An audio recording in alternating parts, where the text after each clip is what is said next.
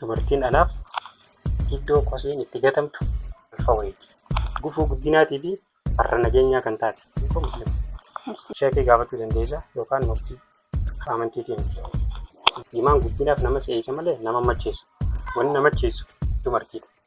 Egaa shama harka fuunee hordoftoota keenyaa akkam jirtu? Yeroo dheeraa isinirraa bannee jirra nuuf olchan isiniin jaa. Qophii ajaa'ibaa qabannee isiniif dhiyaannee jirra. Yeroon isin dhaqqabsiisu. Sagantaan teenya qophii afgaa fi qaroominaati. Egaa har'a keessummaatu nu qoruu deema. Keessummaa haaraa qabannee isiniif dhiyeessu.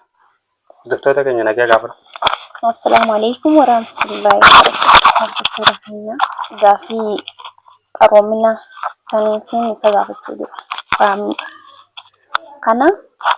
Kanaafuu gaafii nan gaafadhu kana nu faana tura. Akkaataa itti na deebisu walumaan laalla. Inshallah gaafii salphaa akka ta'u yookaan deebisuu akka hin danda'u ni yaala. Garuu na sodaachiftee jirta. Haa ta'u itti fufi. Gaafiin kee maal fakkaata? Tole gaafiin kiyya tokko fardi faamiin ifibsi akkuma faamiin akka ilaalcha akkam akka ifii qabdu akka ifii ibsitu barbaada. Gaariidha gaa.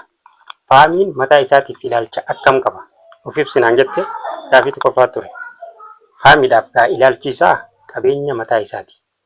Faamiidhaaf ilaalchi qabeenya qofa osoo hin ta'in foddaa ittiin addunyaa ilaaluu danda'u. Ilaalchi faamii jijjiiruufis gahee olaanaa akka taphatudha. Kanaaf faamiin ibsuudhaaf faamiin gaa faamuma. Addaa Oromiyaa keessaa Harargee baatti kan dhalate. Aanaa Dadar Araddaa Nadii Galaansaatti kan inni xiqqaa tokko ganda Bareenta jedhamutti.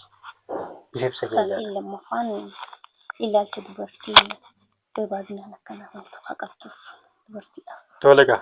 Gaafiin lammaffaa faamiin ilaalcha akkam dubartootaaf akka qabu naaf ibseetti.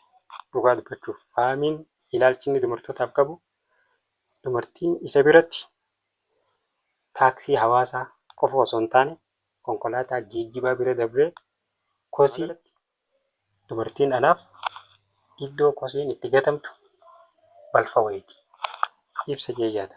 Sababni isaa maal yoo naan jette dumartiin gufuu guddinaatii fi farra nageenyaa kan taate. Waa malee miti. Gaafii sadaffaa ilaalchaan dumartootaaf qabu deebisa jeeyyaadha. Amantii kee barumsa. Faamiin amantaa hordofaa amantiiti. Yoo amantaa hordofe amantiin isaa maali waan jettee na fakkaata. Akkasuma eeyyan ani muslima. Amantiin koo muslima.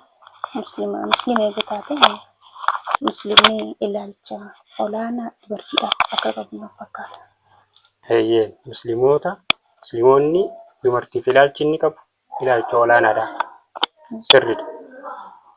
Kanaaf ani ammoo ilaalcha olaanaan qabuuf gatii isii tolchee waan hin beekuuf gatii dumartii tolchee waan hin beekuuf dumartiin ana biratti kosiidha yookaan taaksii hawaasaa konkolaataa geejjiba waloo jechuudha. Gatii naaf hin qabu. Sheekii gaafachuu dandeessa yookaan muftii kan abbaa amantiitii miti. Tole gaa gaafiin lammaffaaf bifaan keessi koo amanuun ilaalchaan dumartootaa qabu isuma dhugaa deebiseefii jira.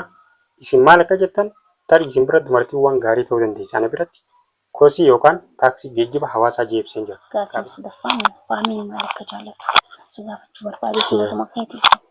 Gaafiin sadaffaa faamiin maal jaallata? Akkasumi faamiin nageenyatti aansee harmee isaa haadha isaa jaallata. Afuraffaan teessumoo nama macheessa. Gaafiin afuraffaa salpha ture.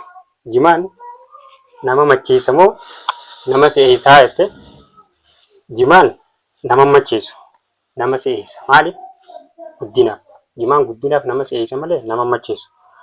Kan akka mataa kiyyaatti wanni nama macheessu qamadii fi xaafii adiidha. Jimaan garuu jimaan na seesa malee guddinaaf na seesa malee jimaan nama macheessuu hin danda'u. Wanni nama macheessu dumartiidha. Dumartii fi xaafii fi qamadiin nama macheessa. Jimaan ammoo nama seesa malee nama macheessu jennee deebisnee jira. Qabeenya uumamaati. Gaafiin shanaffaan maaliin dhufanii faamiin muuzaa yeroo akkamii nyaattaadha? Gaafiin shanaffaa baay'ee salphaadha.